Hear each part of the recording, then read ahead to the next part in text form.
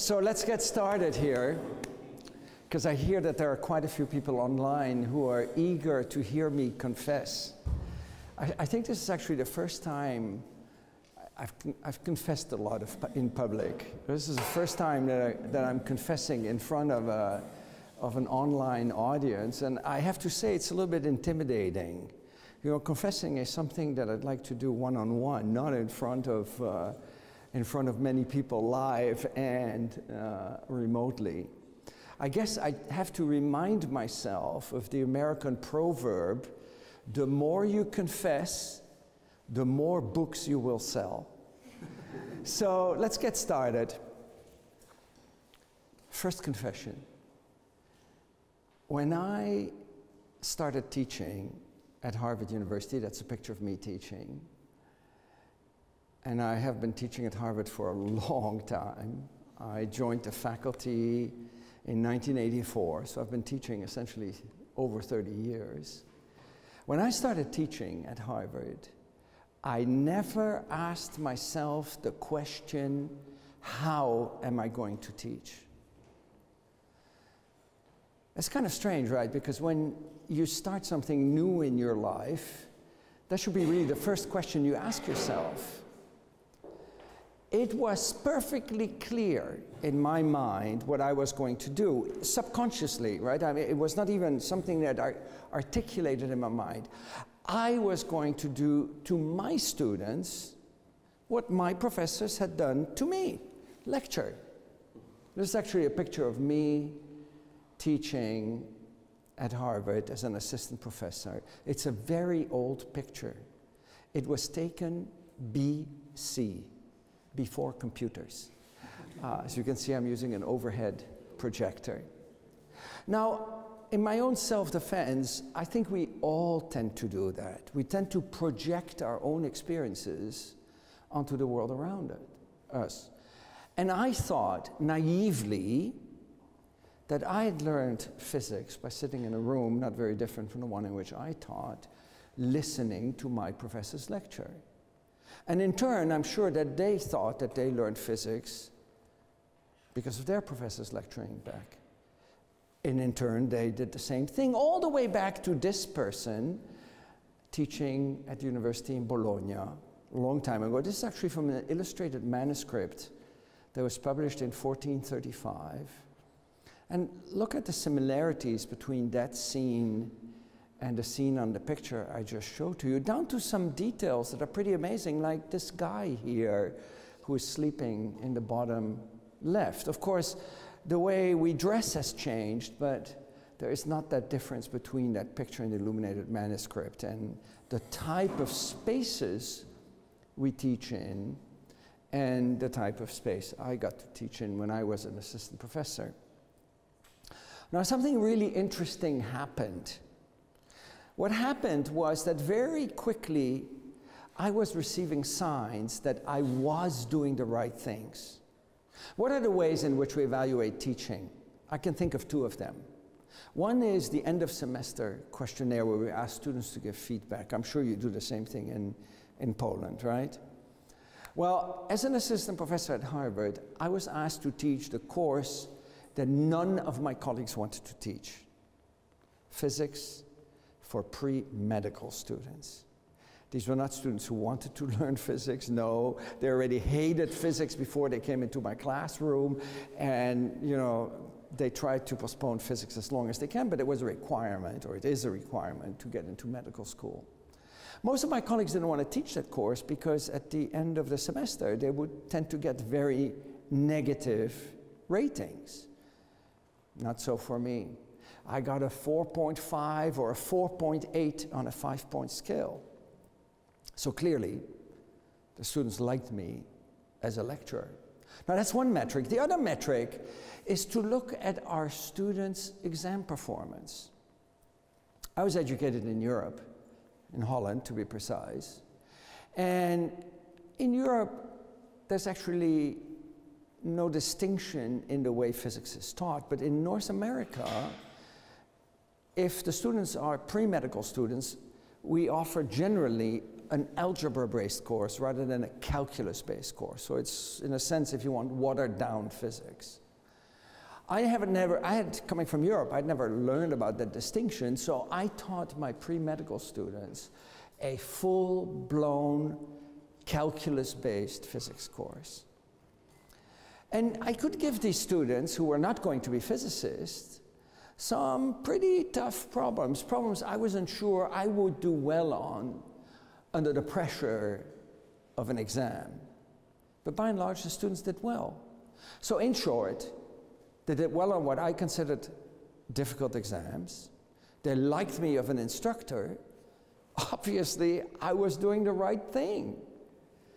In fact, I very quickly started to believe, it turned out to be a very naive belief, but I very quickly started to believe that I was the world's best physics teacher based on the feedback I received. Now, all along, there actually were some negative signs, but I'm a positive thinker, so if I get positive signs and I get negative signs, I ignore the negative ones and focus on the positive. I mean, I think we all tend to do that. Otherwise, life becomes very difficult. Let me give you some examples.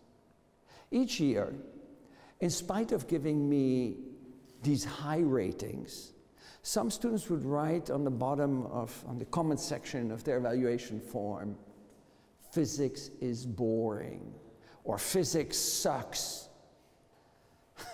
I could never make any sense of that. I mean, what's more interesting than understanding how the world around us works? So I just ignored those.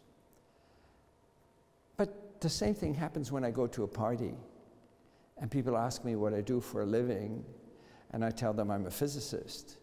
"Oh, physics, I had such a hard time with physics in high school or in college." Same with mathematics, I'm sure, yes, or chemistry. My dentist, I was recently at my dentist, and I couldn't even speak back because I had the thing in my mouth, He said, "Ah, you're a physicist." I got an A, the highest grade, for physics in college, but I really didn't understand anything. It always creates this feeling of embarrassment, and I never understood why the teaching of science creates this resentment.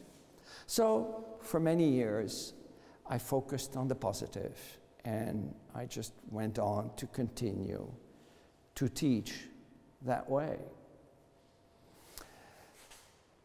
Now, let's think about that for a moment. Take that picture. I would like you here, unfortunately I can't hear it from the, oh, by the way, if you're in the online audience, my Twitter handle is @Eric_Mazur. I'll put my phone here on the table, so if you have an urgent question, it'll pop on my screen, and this way you can actually, oh, there are already more questions than I can handle, or more of tweets than I can handle. But anyway, you can tweet a question, and from time to time I will look at my screen here so that I can address people online too. And maybe somebody else can monitor the Twitter feed and relay questions in case I missed them here. But anyway, I would like you, including perhaps the people online, to describe to me in 1 or 2 words the process that takes place on the screen there. And ideally, I want you to use a verb. But there are 2 verbs I do not want to hear: teaching and learning. So go ahead. Give me a few words. Engagement. Come on, this is not a difficult question. Just blurt it out. What comes to mind when you see that picture? Somebody online just said something. Okay. What comes to mind? What comes to mind to you? Huh? Thinking and looking. Okay, good. Sleeping. Don't forget, this is my class, okay? If you say that, I'm reminded of a quote that has been attributed to Albert Camus, although I don't think it was really him who said that. Some people talk in their sleep. Lecturers talk while other people are sleeping. But anyway, you can clearly see that my students are not sleeping. Their heads are straight. Meeting in the rowdy too. Meeting at the same. Okay. What else? Can I hear some other suggestion? I'm getting nothing from online. Huh? Reading. Listening. Notice note-taking. Notice that most of the things that we've heard pertain either to the students or to me, right? Maybe I'm reading my notes, but they're not reading, they're looking at me. Maybe they're taking notes, I'm not taking notes. Maybe they're sleeping, I can definitely not be sleeping in front of the classroom. So, you know, the words that we've heard so far describe either them or they describe me, but not the two together. Can we find a way to describe the process that involves both them and me? What is it that is happening between them and me? Interaction, I hear here, but you know, to me, interaction is something going one way and then going the other way. There's very little that is happening right there. There's very little interaction, right? I mean, it's mostly me to the students, and they sit there passively. So I would say interaction is a two-way process, and that definitely is not a two-way process. It's a one-way process. So, Transforming information. Transforming information. I would say transmitting information. Lectures focus on the transmissal of information. And in fact, you can travel all over the world and you see this scene repeated over and over and over again. Do you never ask your students to some questions? Of course I ask. I will, you know, and in fact every lecturer does that. I make a habit in these big lecture halls that we have here to observe some of my colleagues teach. Psychologists, chemists, biologists, because it's sort of interesting to see what other people do. And you always see the same thing. You see people who are great lecturers. I mean, at Harvard, I have many colleagues who are just fantastic lecturers, animated, engaging, with the people sitting passively in the audience. And then after a few minutes, the instructor will stop and say, does anybody have a question? Anybody? And you know, the students avoid looking straight at the instructor. They look down because they don't want to make eye contact. And if the instructor waits long enough, it's always the same student in the front row who's saying something, right? I mean, in a sense, this type of architecture that we see there is not conducive to interaction. Who developed that architecture, by the way? On the screen behind me. Who is responsible? The ancient Greek, exactly. For what purpose? For theater, exactly. So that everybody could see and everybody could hear. Did the ancient Greek use the amphitheater as a learning space? No. If you actually look at ancient Greek history, at the School of Athens, it's also important that students can follow you. Of course, but if you look at ancient Greece, they did not teach in an amphitheater. The School of Athens had people interacting with each other, walking and talking and discussing. There was never any teaching that was done in ancient Greek that way.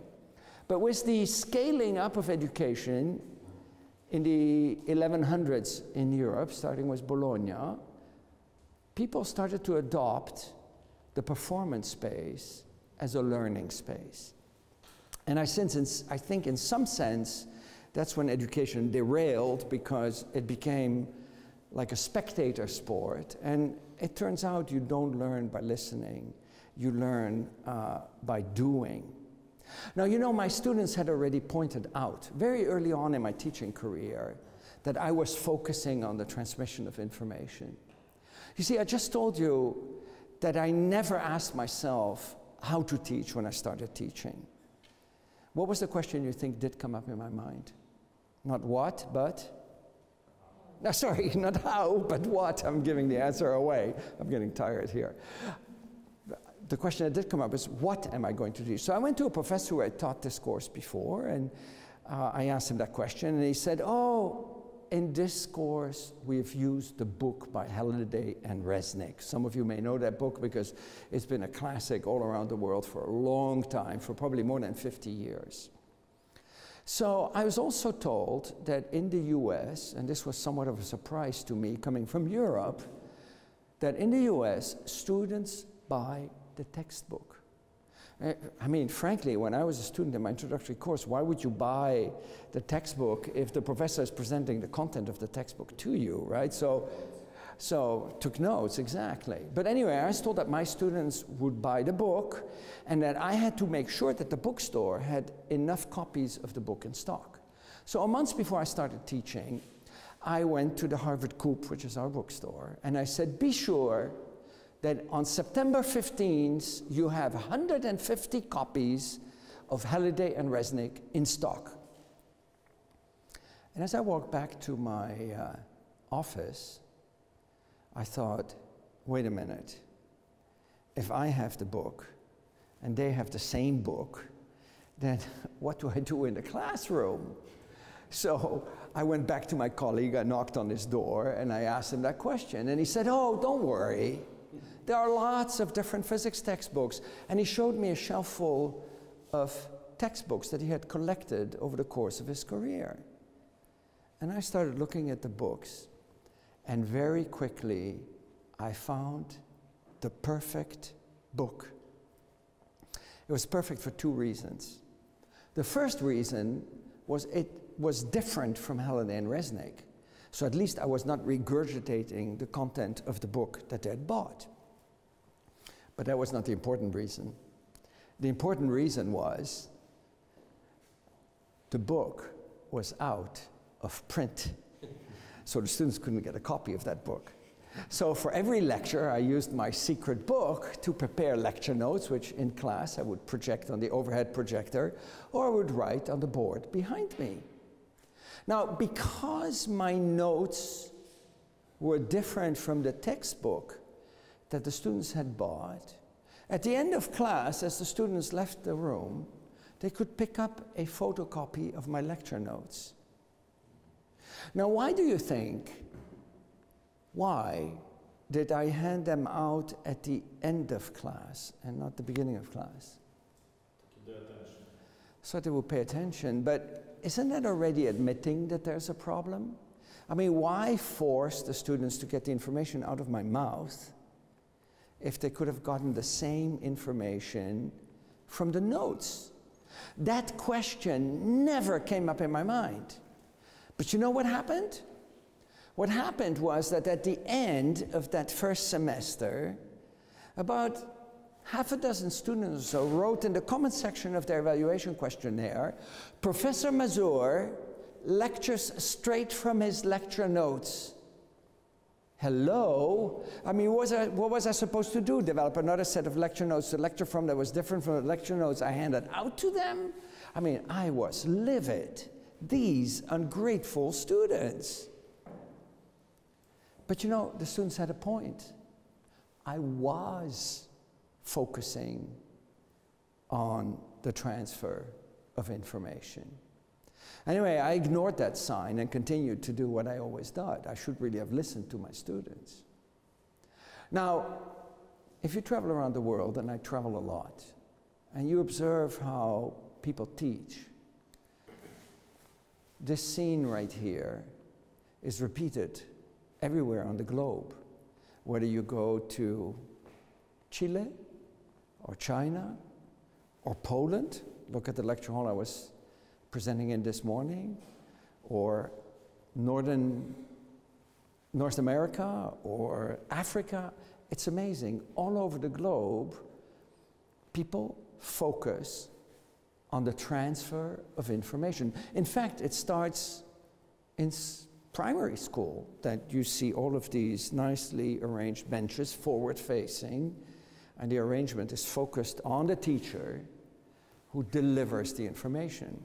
But I think it's a kind of maybe closed circle. First you lecture, then students take your lecture notes, then you edit these lecture notes, publish a textbook, and then you use your textbook. And then you look for another textbook to teach from that, yes, was different, yeah.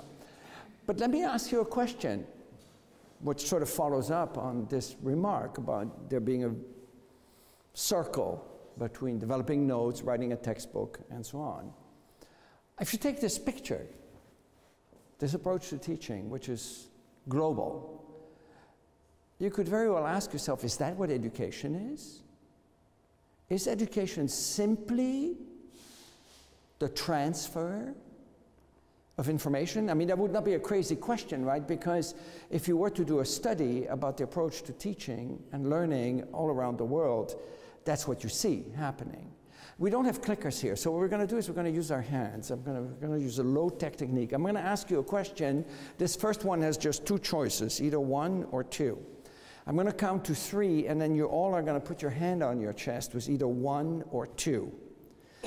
If you do not put your hand on your chest, I will point at you and ask you to stand up and tell everybody what you voted. So you better vote, okay? Instructions clear? Yeah. Okay, good. So here's my question. Is education just a transfer? The reason I want you to vote like this is so that it remains private. I can see it, but others cannot see it, okay?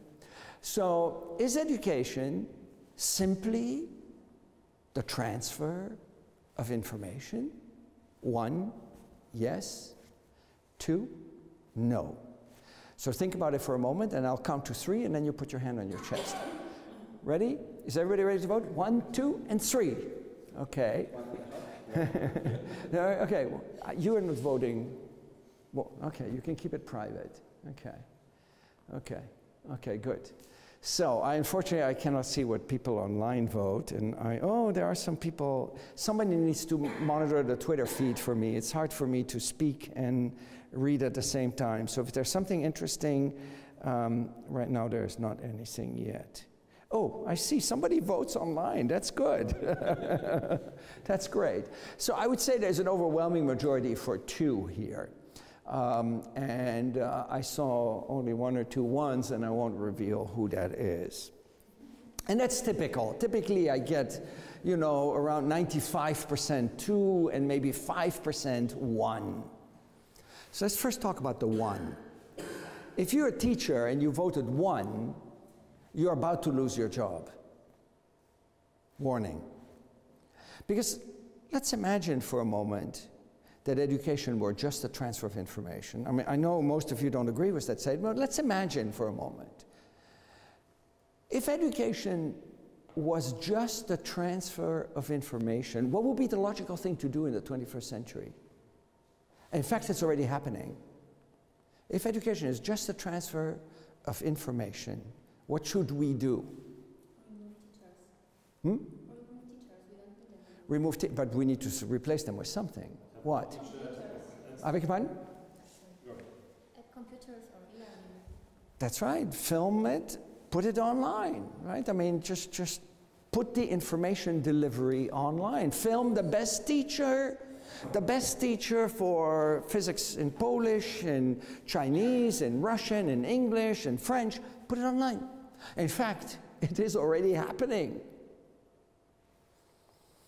What would we lose by doing that?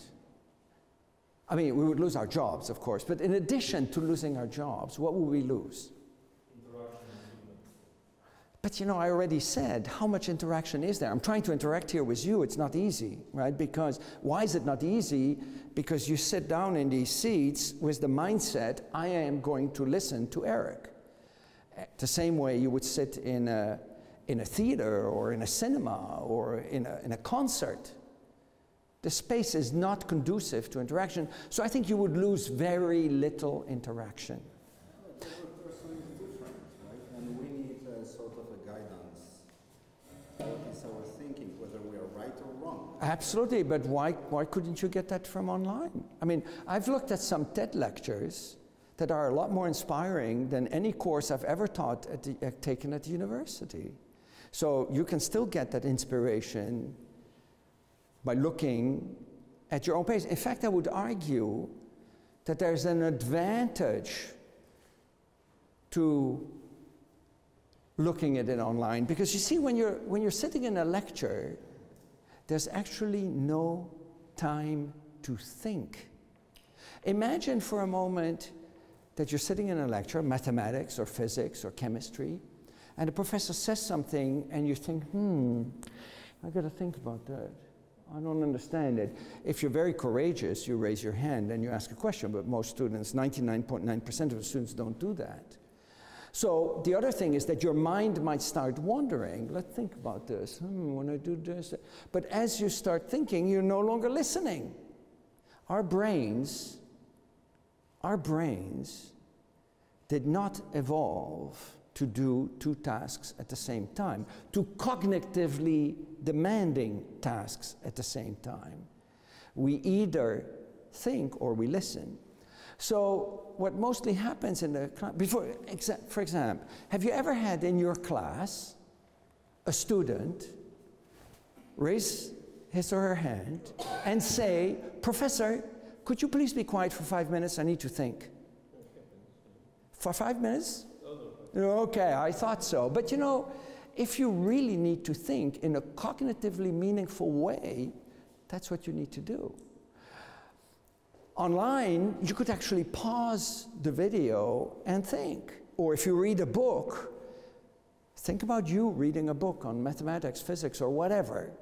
If you need to think about something, you stop reading and you think, and then you pick up the reading again when you're ready to read. The whole point is this. One comment. Yes. About mathematics. I'm teaching using Blackboard mathematics. Yes. So I'm expecting students to follow me, to understand what I'm Yeah. writing on Blackboard, Yeah. what I'm talking about. Yeah. And then I expect them to write down what they learn, what they understand. Yes. What's written on the Blackboard. Right. So So what about filming you when you're doing that at the Blackboard and having them watch the video? What will be lost? personal contact? Personal contact, but they could come to your office and have a real personal contact, because you would save a lot of time by not having to repeat this year after year after year. Personal contact with students, not them. No, but I mean, they could come to your office and ask you questions. Yeah. You would save a lot of time, and you could have real personal contact rather than personal contact that for most of the students does not exist. This is the point. This is the point.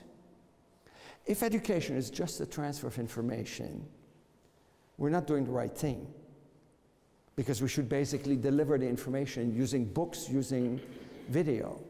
However, and this is why I'm happy that most of you had two rather than one, education is actually much more than just information transfer. So now I'm going to turn to the people who said two.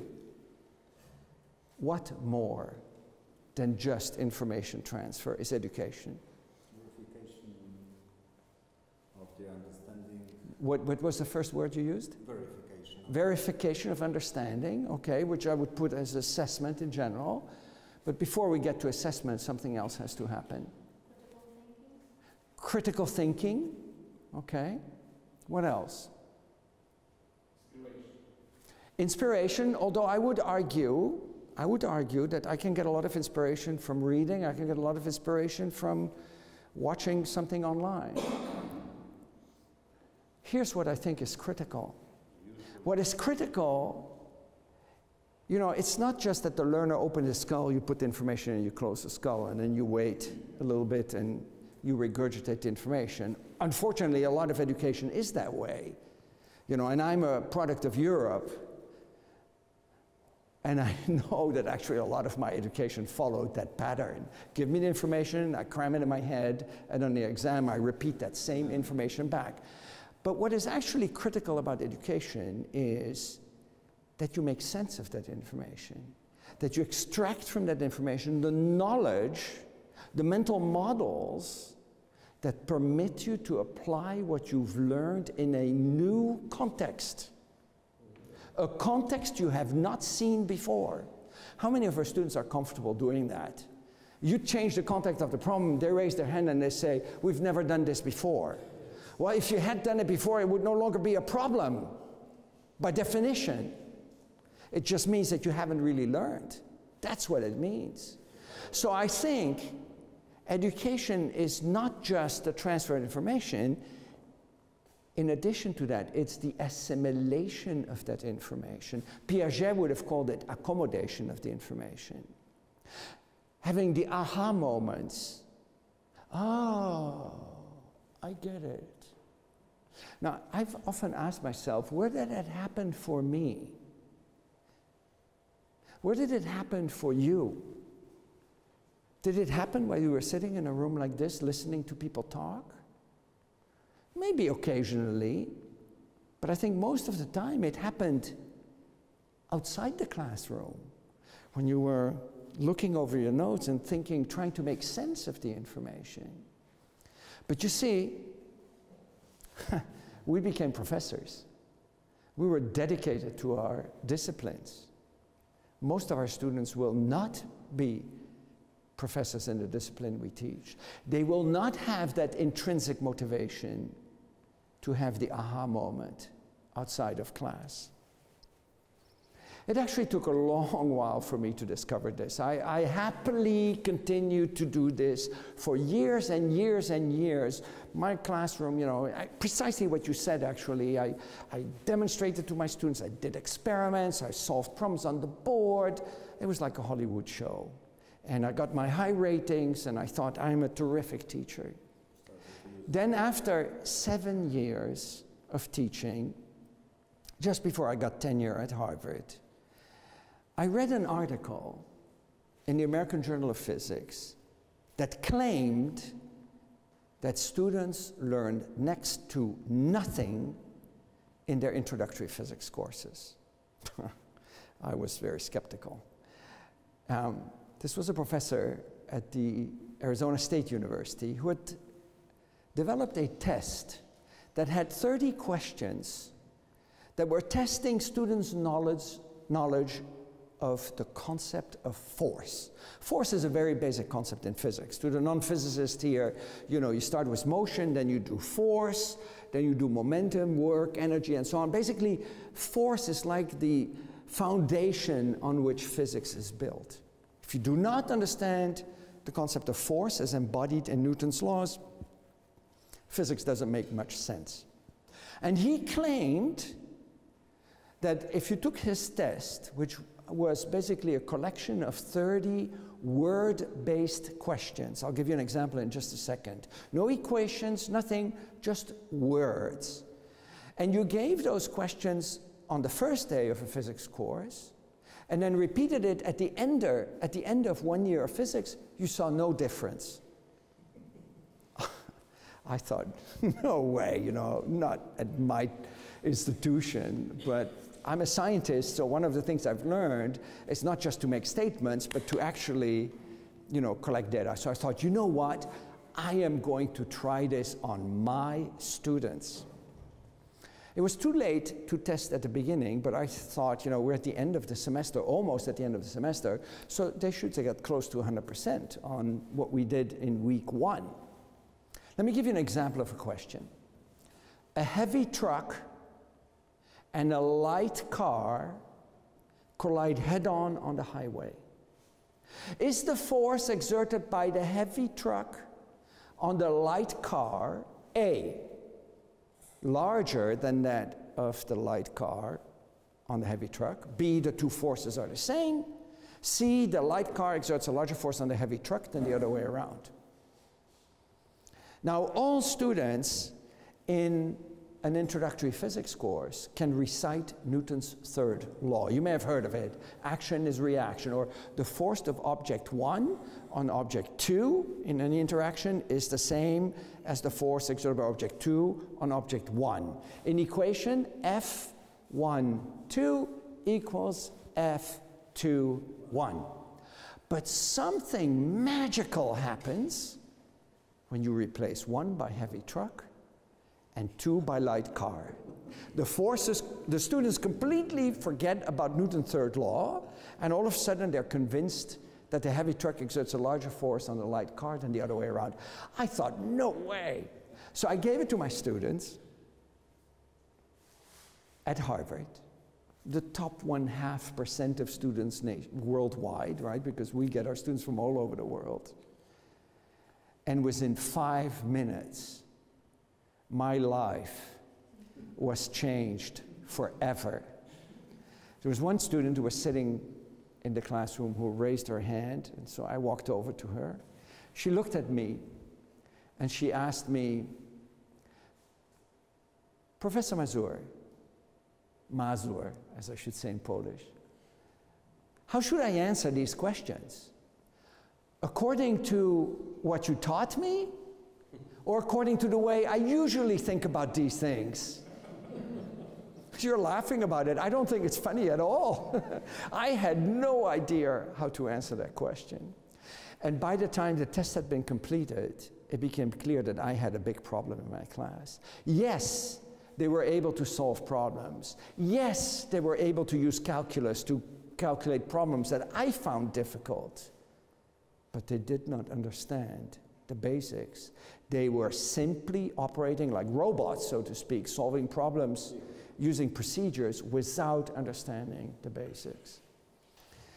So after that sort of tragic episode, and all of a sudden realizing that I wasn't the world's best physics teacher after all, I was probably a very poor teacher, I started to sort of reconsider what education is. I sort of realized that what was happening in my classroom was just an illusion.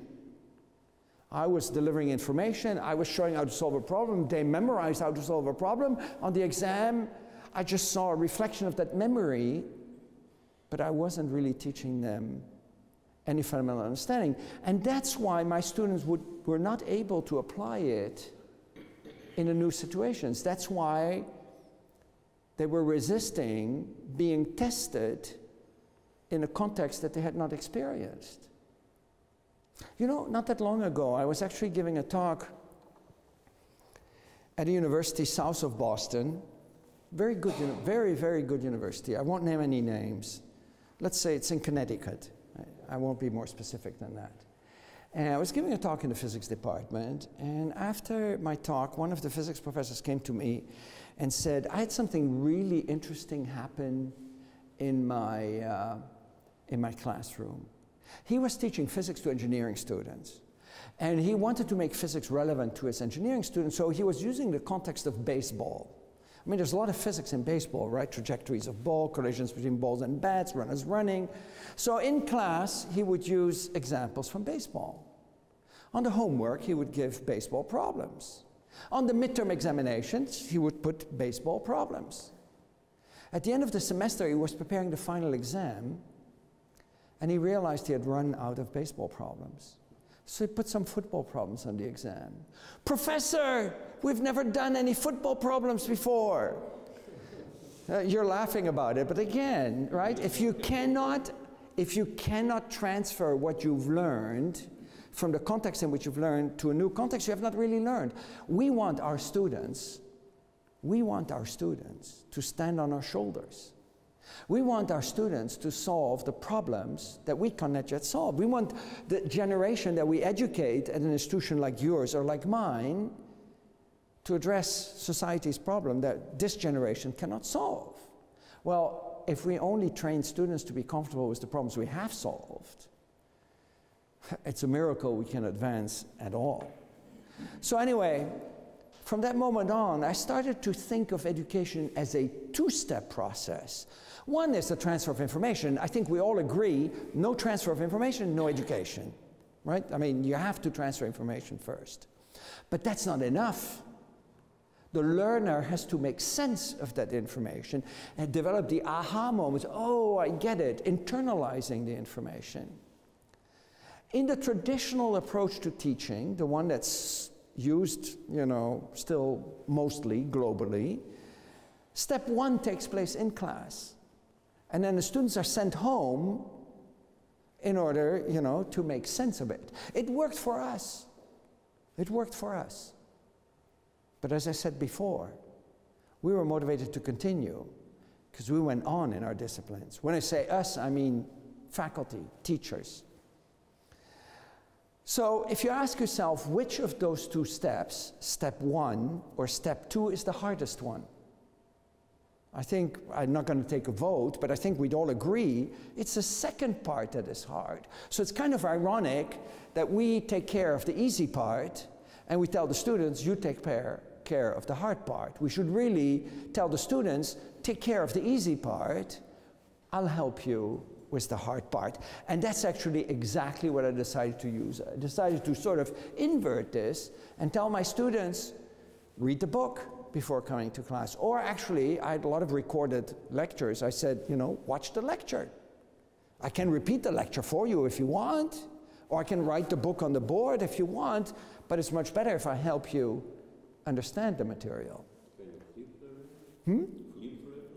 Absolutely. In fact, this was the beginning of flipped learning. Very good.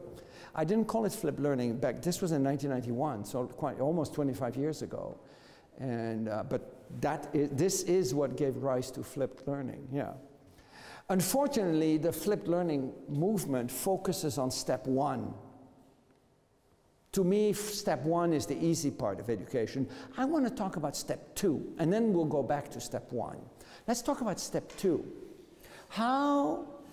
What do you do in the classroom if your students have taken the responsibility for step one? And we'll talk about step one later, but let's first assume that they've taken responsibility for step one. Well, the answer to that is nothing new. It's teach by questioning rather than by telling. Who said that first? Who said that first? Teaching by questioning rather than telling? We go back again to the ancient Greek. Oh, there's lots of things on Twitter. And they're repeating what I'm saying here, so that's good, okay. About transferring, no questions here. Okay, so basically, the first person to say that was Socrates. He said already we should teach by questioning rather than telling. And for me, it was an accidental discovery. It's not that I thought, oh, Socrates, I should apply what he said. No, it was an accidental discovery. You see, not only was I shocked by my students' poor performance on this forced concept inventory that I mentioned, my students were also scared. They could not understand why they did so poorly. You know, they knew they could do standard textbook problems, so they were kind of shocked by their low scores. So they asked me, and it was only a week before the final exam, so they were worried. So they asked me, could we have a session where we talk only about those questions? So I booked a large classroom. By that time, I had 250 students in my class.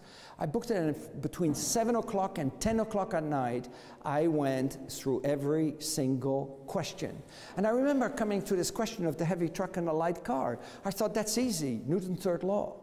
So I made a drawing of the light car on one side of the board, of the heavy truck on the other. I drew the force of gravity on each. I drew the force of the road up that keeps them up. And then I drew the force of the car on the truck and the truck on the car. And I turned around and I said, by Newton's third law, these two forces are equal to each other. What more is there to explain about it, right? And I could at once see from their faces that they were confused. So I said, is there a question? They were so confused they could not articulate a question. You know how it is, right? When you're really confused about something, it's hard to articulate that question. So I thought, this is serious. You know, maybe they're confused by the fact that the forces are the same, but the effects are very different. The truck is heavy, and therefore a force of equal magnitude has a bigger effect on something that's light than on something that's heavy. So I should really bring in Newton's second law, F equals ma, which basically connects force to acceleration. Anyway, in the next 8 minutes, I erased the blackboard, I started over again, and in the next 8 minutes, I managed to produce the most brilliant explanation you could possibly imagine, okay? The whole board was covered with equations, Newton's second law, Newton's third law. I'd worked out the accelerations. I'd argued why the accelerations can be different even if the two stick together. I mean, it was really brilliant. But of course, I'd done it all with my back to them, right? Writing like this. And then after 8 minutes, I turned around. They looked even more confused. And they could still not articulate their confusion. I didn't know what to do. I had no idea what to do. But I knew that half of them had given the right answer on the test. So I said, in a moment of despair, why don't you just discuss it with each other? And something happened I had never seen. Complete chaos. Okay, all 250 students erupted in chaos, arguing with each other. I mean, they forgot about me in front of the class. I mean, I could have walked away, they would not have noticed it. And what was even more surprising is that in just 2 minutes, they figured it out. 2 minutes. I, the expert, had tried in 2 different ways in 10 minutes to explain it to them unsuccessfully, and in 2 minutes they figured it out. I thought that was really strange. But imagine for a moment that you have 2 students sitting next to each other, John and Mary. Mary has the right answer because she understands it. John does not. On average, I won't claim this always works, but on average, Mary is more likely to convince John than the other way around, simply by the force of logic. But that's not the important point. This is the important point. Mary is more likely to convince John than Professor Mazur in front of the class. Why? Because she has only recently learned it. She still knows what the difficulties are that a beginning learner has. Whereas Professor Mazur learned it such a long time ago. To him it is so clear that he cannot even understand why somebody has any difficulties. It's what my colleague, Steven Pinker, the famous psychologist, calls the curse of knowledge. Once we become an expert, we forget our own struggles. We clarify things in our mind, and we no longer think like a beginning learner. And because we no longer think like a beginning learner, it's hard for us to address the difficulties. When I saw that, I thought, wow, that's amazing. I should really try to explore that in my own classes. So I tell my students to take responsibility for step 1. We'll talk about that in a second. When I come into class, I speak for no more than 5 minutes, very different from what I did with you. And then I ask a question. And I give students time to think. It's silent. They can think, which, you know, you can't do in a normal lecture because people are talking to you. And then I poll them. I see what answers I get back. Initially, we did that with the fingers on the chest, as we did a moment ago, but then later we did it with the clickers, and then nowadays we just use, you know, these devices to poll them. Ideally, I try to get my questions so that between 30% and 70% get the right answer.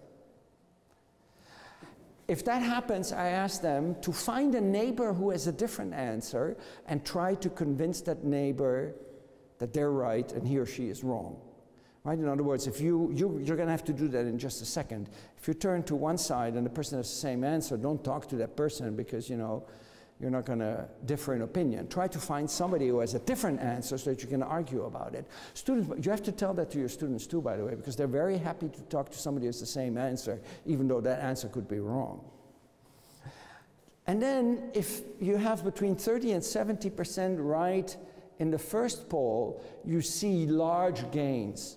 Right? If it's less than 30%, there are simply not enough students who can teach others. If it's more than 70%, they're going to quickly run out of things to say. That's why that 30 or 70 is best.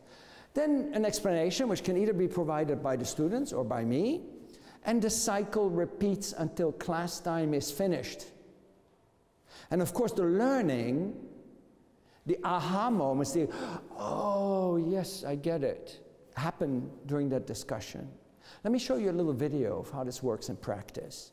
So I'm going to turn this down a little bit. So I start by reading the question to them so that we all agree on the question. The question is, what are the magnetic forces on And they used to be multiple choice questions. I no longer do multiple choice questions. Think about this and then enter your answers. So I give them 1 or 2 minutes to think. It's completely quiet. I can see on my screen what the distribution is. I don't show that. Disagreement clearly here. So turn to your neighbor and see if you can convince one another of the correct choice.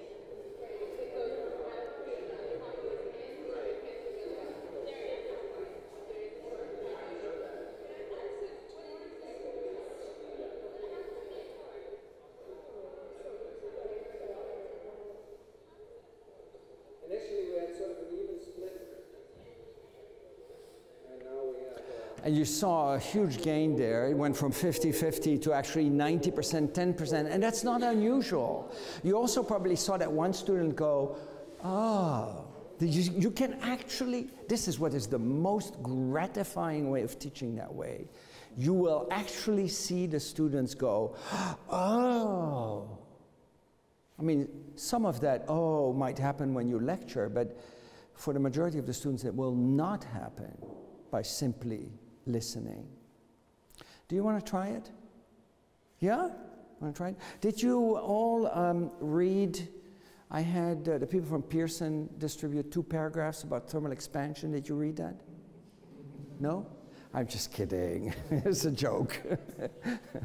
But since you're from different disciplines and you don't all know about thermal expansion, I will need to lecture you briefly. Thermal expansion deals with the fact that hard solids like wood or stone or steel expand. The volume gets bigger when it gets hotter, and the volume gets smaller. They contract again when it gets colder. Very important in engineering. So, for example, if you've ever been in a train at low speed, you may have heard this clickety-clack sound of the wheels when it goes from one section of the rail to the other. You may wonder, why do they leave these gaps there? Why don't they just put the steel together? Well, if you put the steel together and the rail expands, there's no space to expand, and bad things happen. So you have to leave that gap. When you build large buildings, like I see appear here in downtown Warsaw, you need to take into account the expansion of the steel, which can be significantly more than the expansion of other materials. Next time you park your car in a concrete parking structure, like you have at the airport, for example, look down as you walk away from your car. Every 15 or so meters, you'll see a rubber strip. They put the concrete with an opening in between so that it can expand and fill that opening with rubber. Pay attention next time. The reason solids expand is that they're made from atoms. I'm showing 9 atoms here. And atoms get further away from each other when it gets hot. So this is cold, and this is hot. Cold and hot. That's all there is to it. But you may want to know, I'm not going to test you on this, you may be curious as to why atoms get further away from each other. The reason, and again, I'm not going to test you on this, the reason is that atoms don't sit still, they move. And the amplitude of this motion, this vibration, is connected to what we call temperature. So here are cold atoms, hot atoms. Cold atoms, hot atoms. So imagine you're an atom. You wouldn't just be sitting there like this. You'd actually be shaking back and forth, and the amplitude of that shaking would be proportional to temperature. So as you shake over more space, you need more space, and you push the people who are around you away. And it's not just those 9 atoms that I'm showing here. It's all the millions of billions of atoms that make up a solid. So this is cold. And this is hot. Questions, anyone?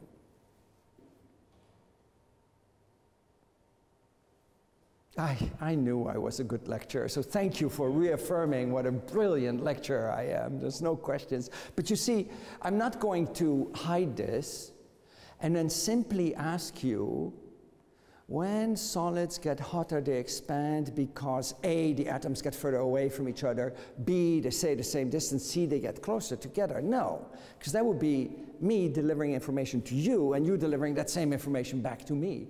I'm going to see if you can take this picture of the atoms getting further away from each other, all of them, and apply that to a different context.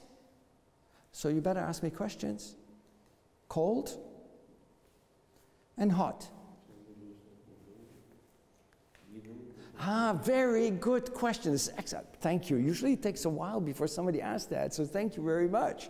What happens to that middle atom? See, it doesn't move. It doesn't move as it goes from cold to hot. You're not going to like my answer. I'll tell you why the middle atom doesn't move. The middle atom doesn't move is because I made 2 drawings. I made this drawing, and then I made that drawing, and then I put the 2 drawings on top of each other, centering on the middle atom. That's why the middle atom doesn't move. But that's a choice, right? I could equally well have taken this black atom and put it on top of this gray atom. In that case, what would have happened to this one? It would move to the bottom and the right. And this one, instead of moving up, would have moved. Instead of moving up, it would have moved in which direction? Towards the right. And this one, instead of moving to the left, would have moved down. The point is not the absolute, and this is why this is such a great question and an important question, is not the absolute position of the atoms, it's the distance to all the neighbors. And no matter how I would have put that top on top of the bottom one, and don't remember, in a real solid, there's not 9 of them, there's millions of billions of atoms, so the position of any individual one isn't that important. Okay, well, I think you're ready for my question. So this is what we're going to do. I'm going to ask you the question. You're going to think about it. At some point, I'm going to count to 3 and ask you to vote. The person who came here a little bit later doesn't know how we're going to vote, so I have to explain it to you. We're going to put the hands on the chest, and you're going to show by the number of fingers what your choice is, okay? So I'm going to count to 3 at some point, and then everybody at the same time votes. The great thing about voting that way is that it keeps your vote private, right? Students are shy, and they tend to also influence each other, so if they see hands go up, they also go up. So this way you can all vote at the same time without influencing one another. And if you then want to reveal the distribution, you have everybody raise their hands, and then you can look around and see how many 3s there are, how many 2s, how many 1s. Okay, so here's what we're going to do. We're going to start with this question. You're going to think, and then I'm going to count for you to vote. Consider a rectangular metal plate with a circular hole in it. Now imagine we heat that plate up so that the metal expands. What happens? No talking during the thinking, okay? If you talk to your neighbor before I tell you to talk, I'm going to, out of fairness to everybody, I'm going to ask you to stand up and tell the whole room what you just said, right? Because, okay, so quiet until I tell you. When this plate is heated, the plate expands, and what happens to the diameter of the hole? Does the hole increase? Does it decrease? Or does it stay the same?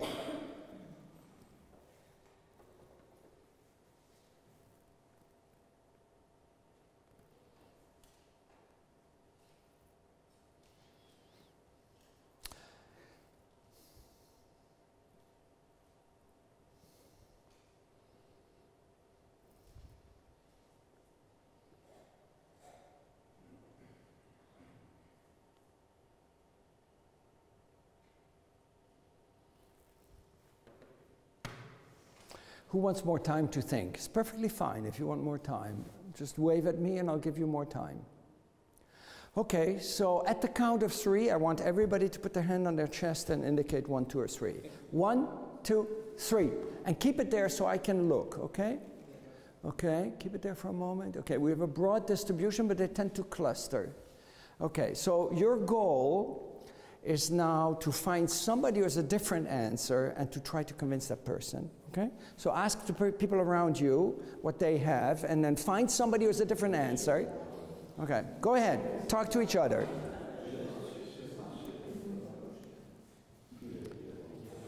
If you don't talk to anybody, I will come and talk to you.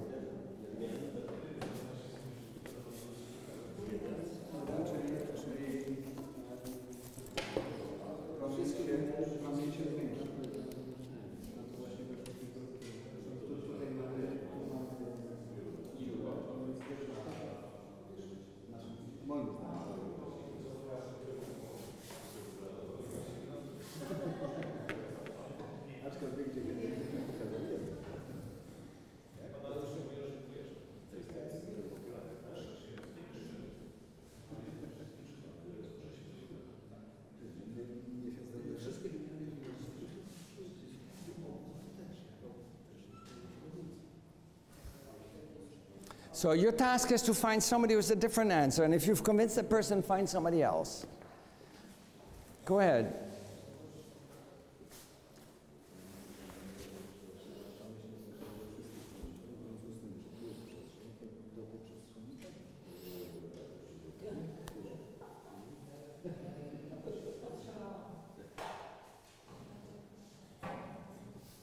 and talk about the reading. I see too many people who are not talking, so, you know.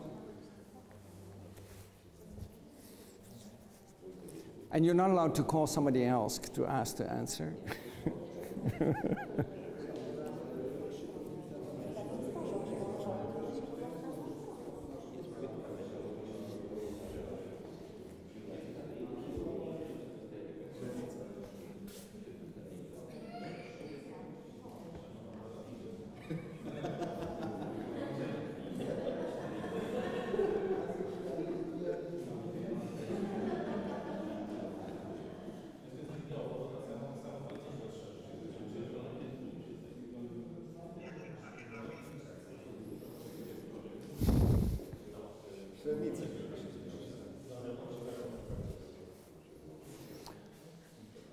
Have you finished talking? Because you were not agreeing. You were not, and you were not agreeing either, so you better talk about it. Are you reaching agreement here? Well, you're agreeing to disagree, yes. You agree to disagree, but there's only one answer. Nature doesn't allow more than one answer. So you better talk to each other. There too. The vice dean was not agreeing with the dean.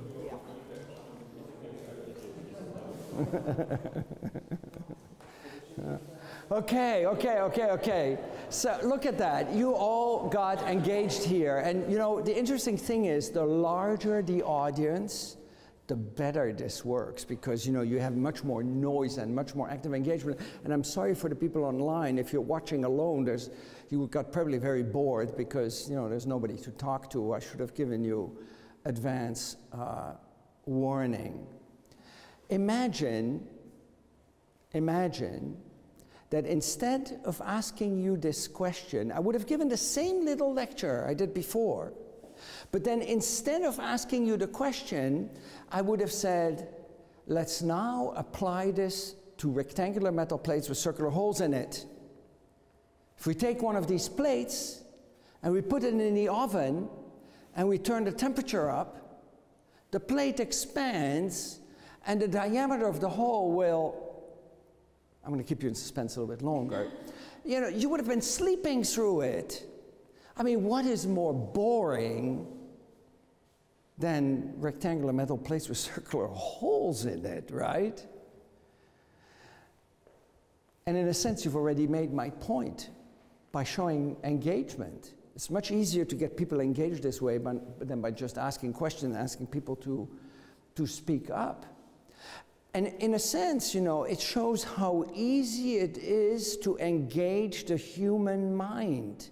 Look at small children. I already mentioned this this morning, you know. Look at small children. They're all born curious. We're all born scientists. We're all born wanting to understand, asking our parents and our teachers, why? If anything, education does a really good job turning this intrinsic desire to learn off. And by the time we get the students in college, they've stopped asking why. The only thing they want to know is how to pass the exam. And they want to know, tell me what to do. They want to become obedient robots, obedient sheep who just follow instructions and have no free thinking capability, so to speak. The good thing is, I have shown to you how easy it is to turn this innate curiosity back on. Just ask a question instead of telling people. Now, before I tell you the answer, let's analyze what happened here. I asked you a question, you thought about the question, and then you had to make a commitment, right? You had to make a commitment.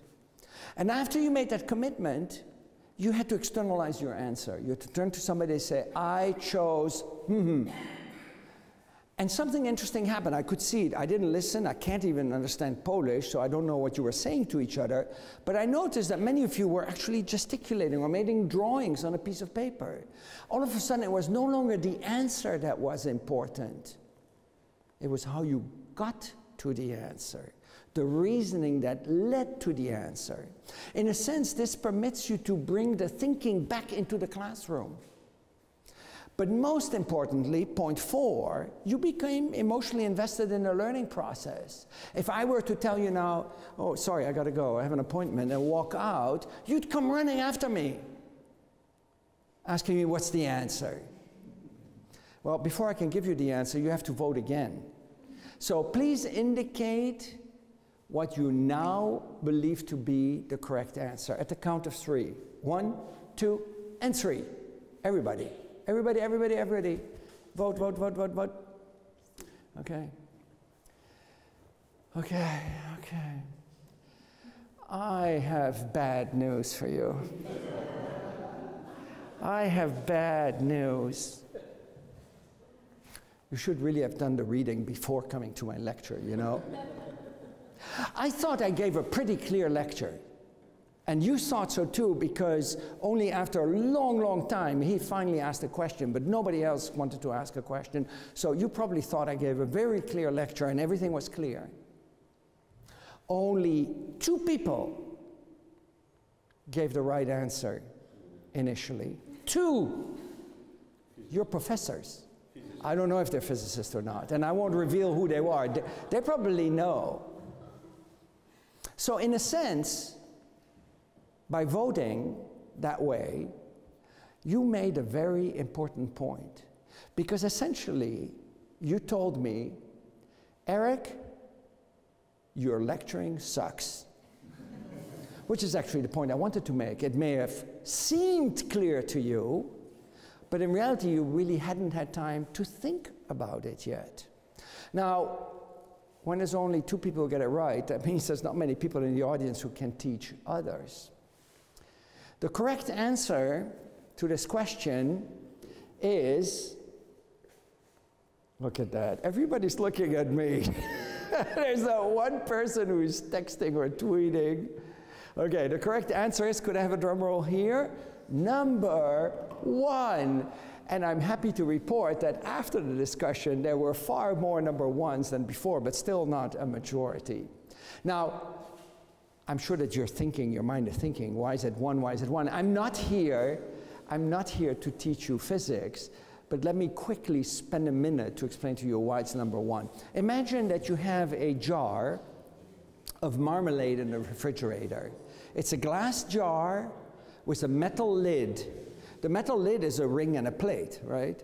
So now imagine you take that jar out of the refrigerator, you try to open it, you can't open it. What do you do? What do you do? But you try, you can't. What do you do? Knife you could do, but then you destroy the thing. Another way is to run the lid under hot water.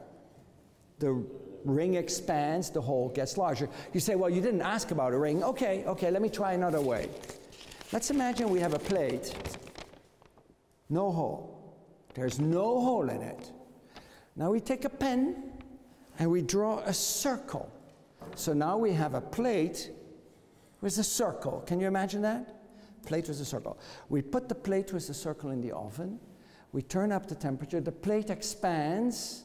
What happens to the diameter of the circle? The plate expands. What happens to the circle? It gets larger. Everything gets larger, so the circle gets larger too. You say, that's unfair. There's no hole. If there was a hole, then the metal would expand into the hole. And in fact, most of you had 3, initially many more than afterwards. I'll show you what's wrong with that thinking.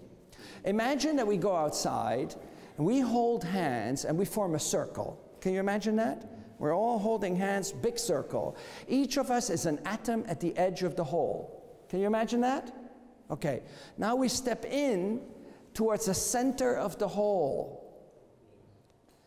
What just happened to the distance between us? It got smaller. We get squeezed together as we make the circle smaller. It can't get smaller because we're shaking more, our neighbors are shaking. We need more space. How can we make more space? Well, I can think of 2 ways. One is we can remove atoms. Right? That will give more space, but atoms don't disappear like that.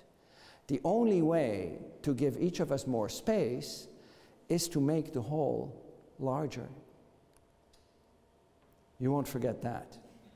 Okay, first time I implemented peer instruction, which is the name I gave for this technique, I doubled the learning gains. I doubled them, not 10% increase, 20%, no, I doubled them, 100% increase in the gains between the first day of class and the last.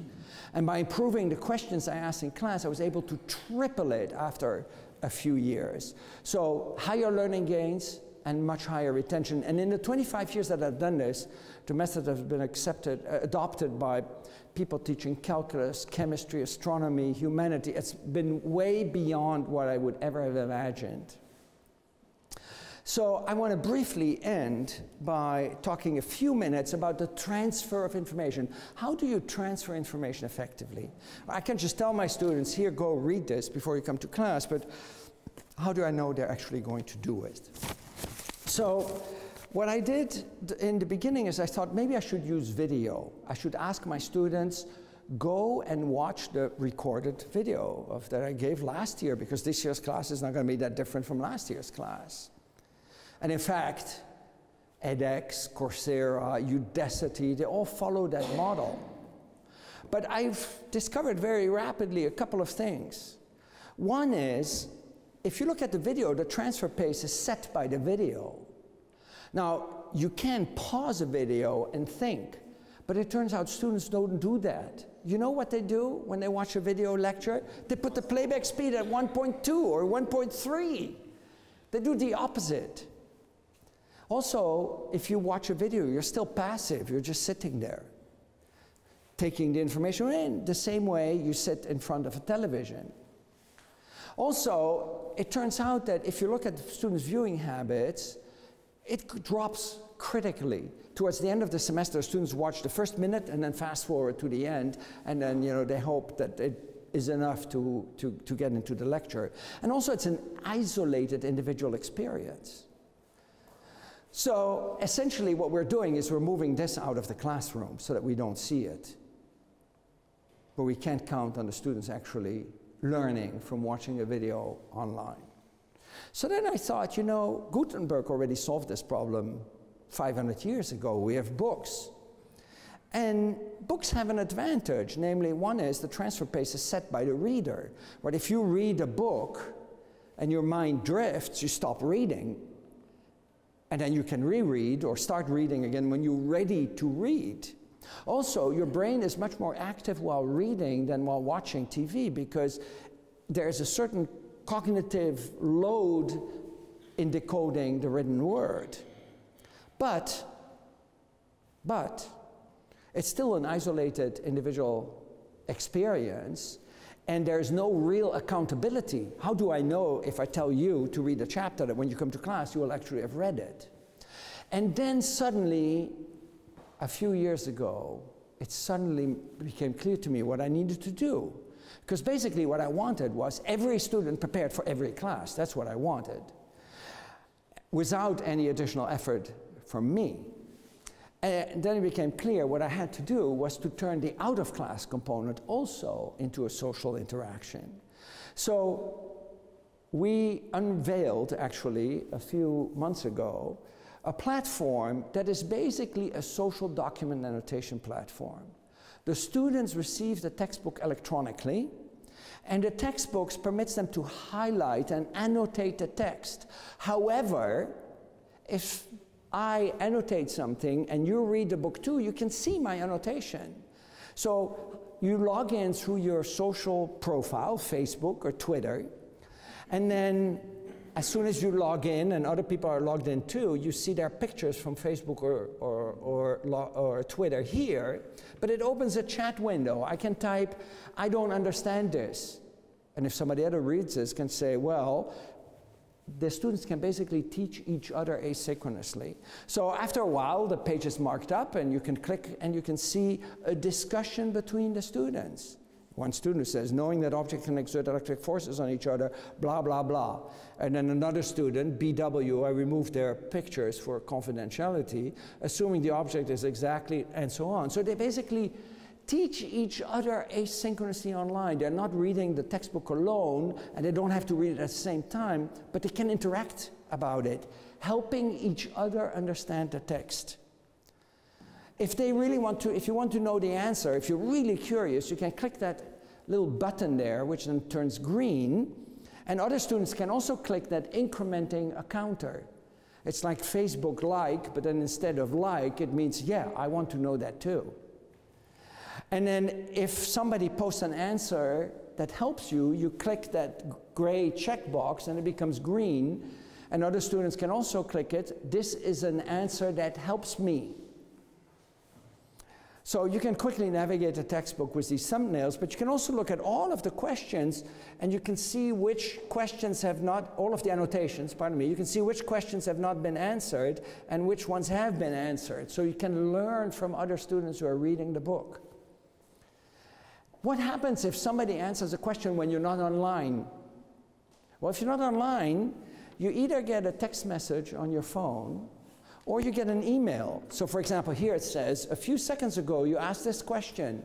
I don't understand why there's an extra term in the product there. And then Brian Lukoff answered your question by saying blah, blah, blah, blah, blah. You can do three things. You can just reply. Reply in the text message or reply in the email and it goes into the chat. Or you can click view conversation and it brings you back to the book. Or you can click, this answers my question, which is the same thing as clicking that this helps me flag. We give the students a rubric. We tell them this is what we expect from you. The rubric has 4 different categories. One is quality. We want their annotations to demonstrate thoughtful reading and interpretation of the text. So if you highlight something and you say, I don't understand this, you get 0 points because we don't know whether you've actually read it and we certainly can't see whether you've interpreted the text. If you say, I don't understand this because on page 256 it says blah, blah, blah, blah, blah, at least we know you've read it, so you get 1 point.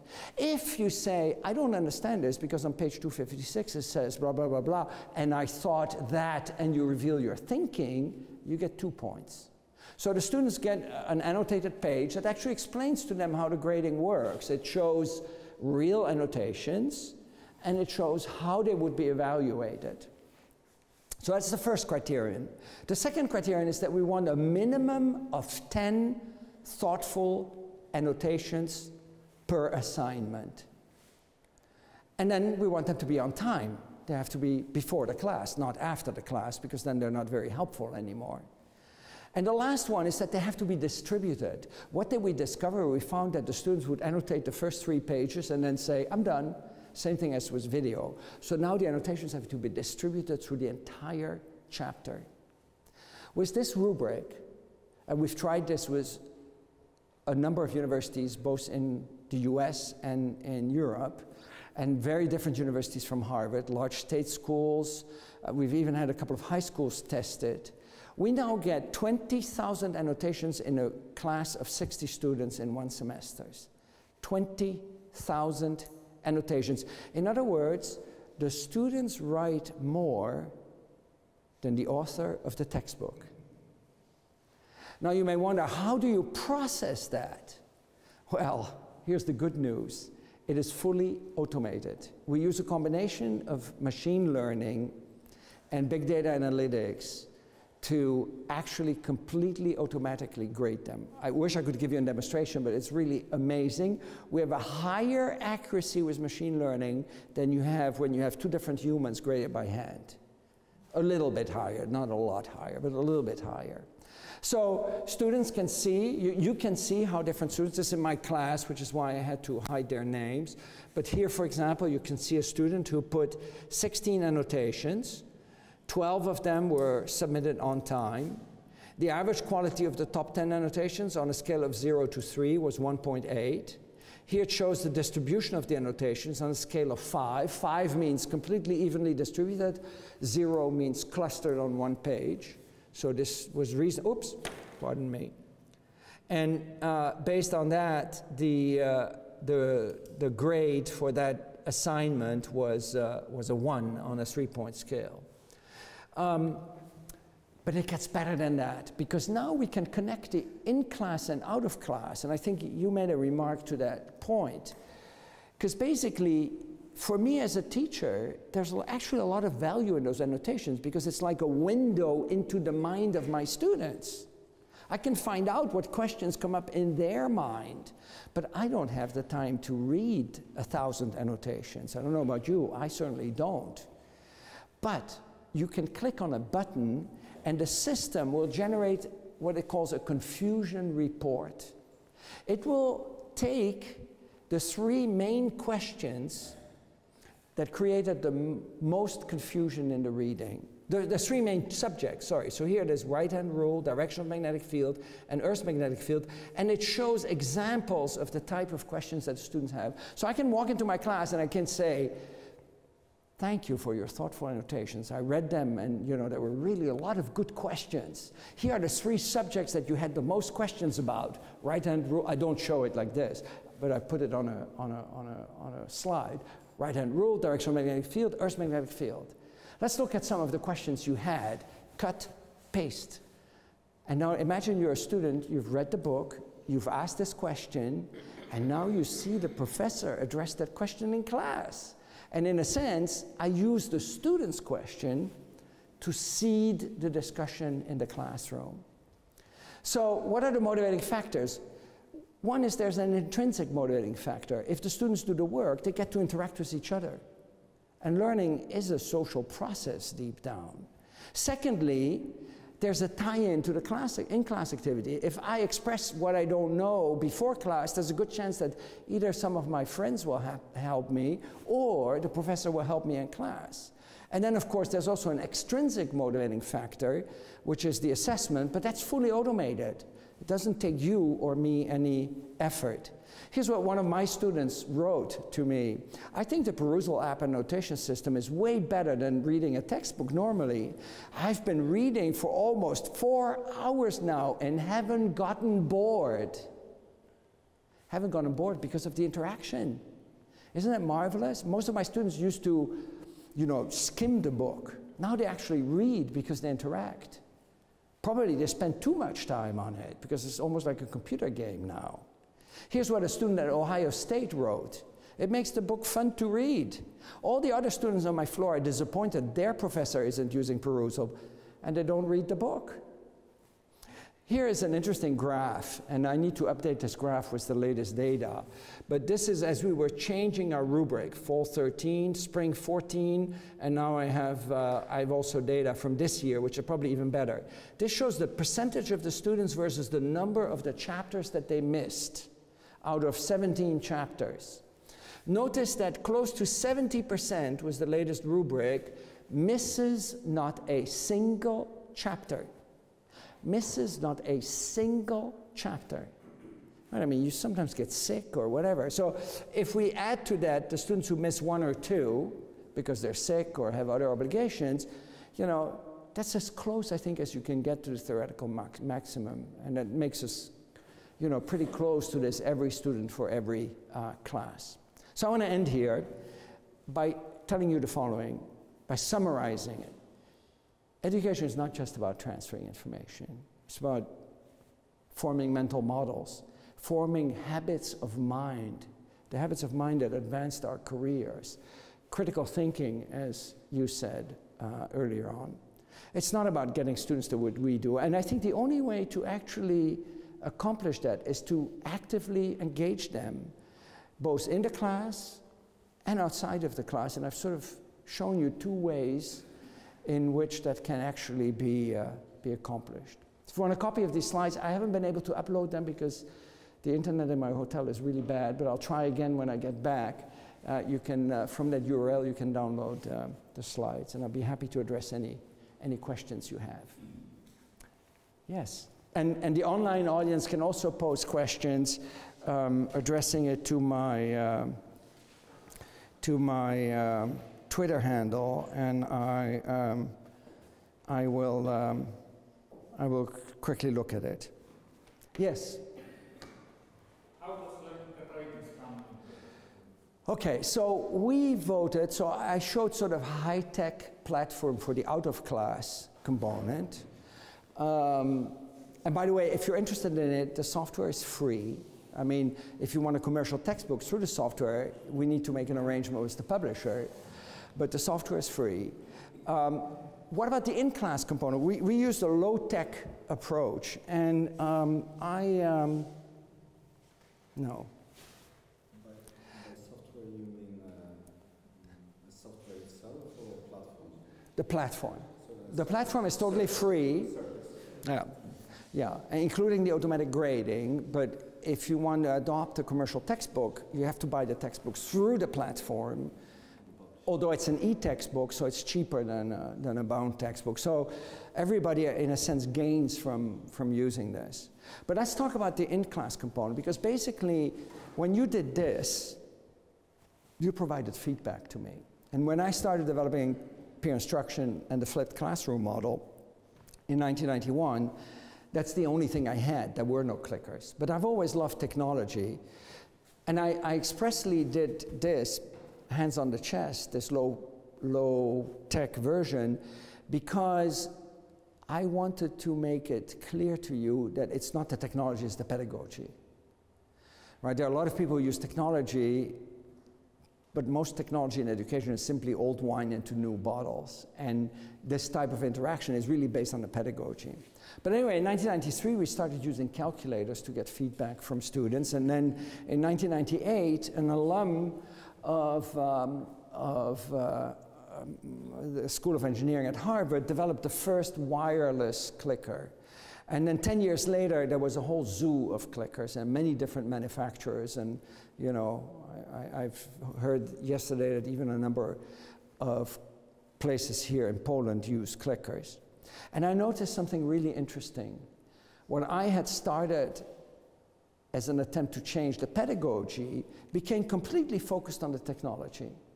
And there were some professors who were using clickers in the classroom and who were simply asking questions that were factual questions, not thinking questions like the plate. They were asking, you know, which of the following is not a living being? A zebra, a rock, or a tree? And the students would press 2, and the instructor would say, very good, and go on lecturing. No interaction, no peer instruction, nothing.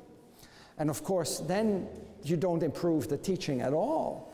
And I found when I started doing workshops on peer instruction that the questions that people had are, how do I design good questions for the classroom?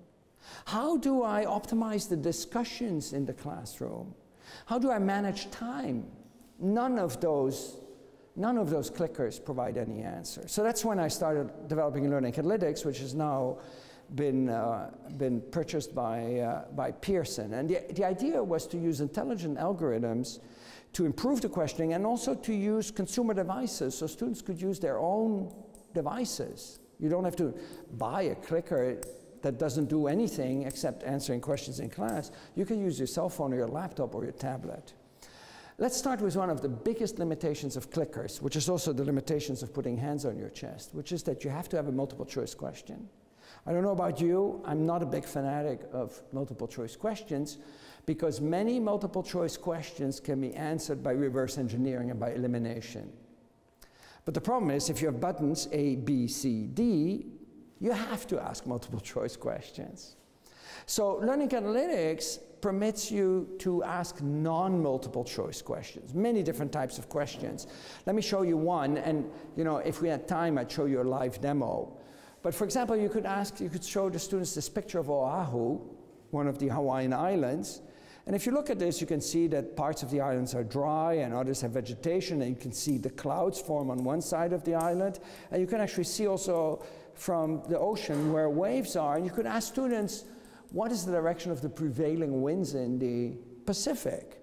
The students get their question on their devices. They draw an arrow, and I can see all of the arrows.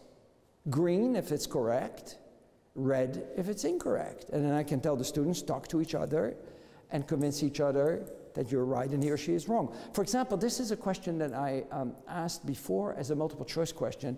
2 right angle mirrors, you see them here and here, an array of light that comes in. You can show very easily using geometry that if you have 2 right angle mirrors, the ray will bounce off this mirror and then that mirror, and then it will come back parallel to the incident ray.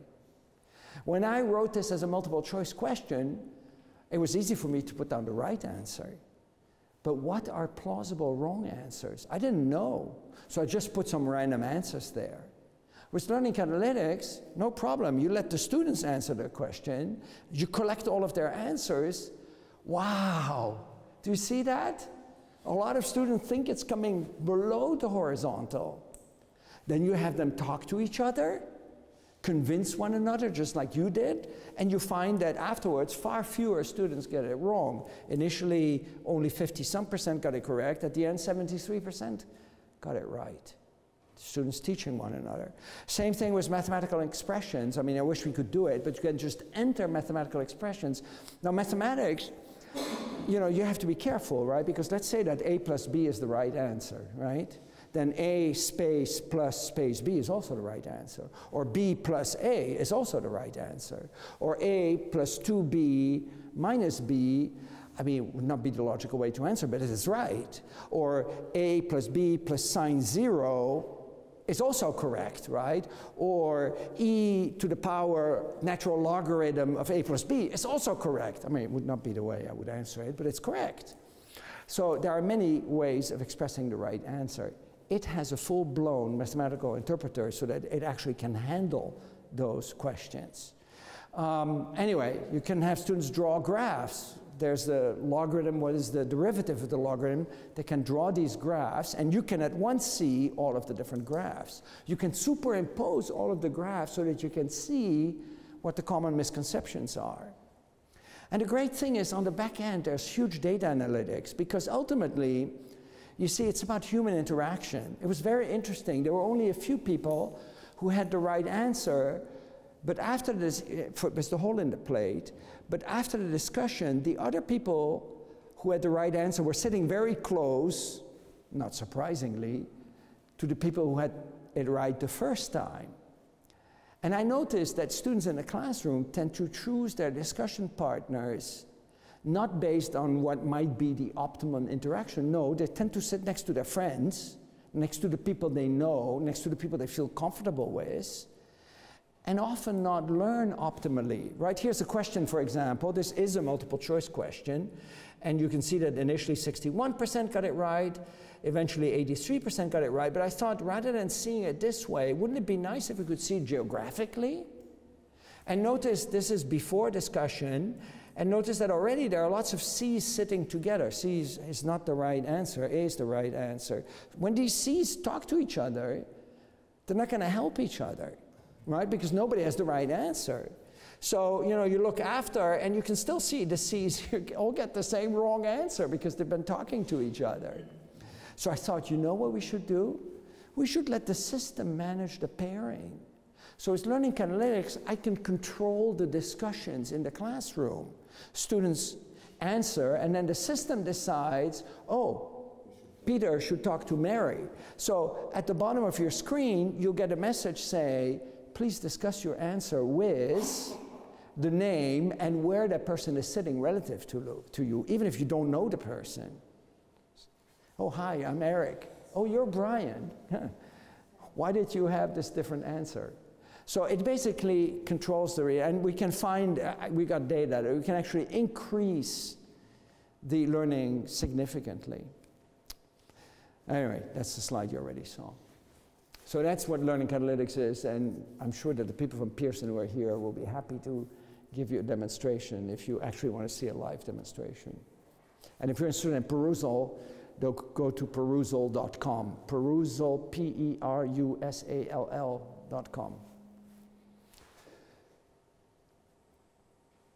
Good. I'm sorry, I kept you busy for quite a while here. Good. Well, thank you. Thank you so much.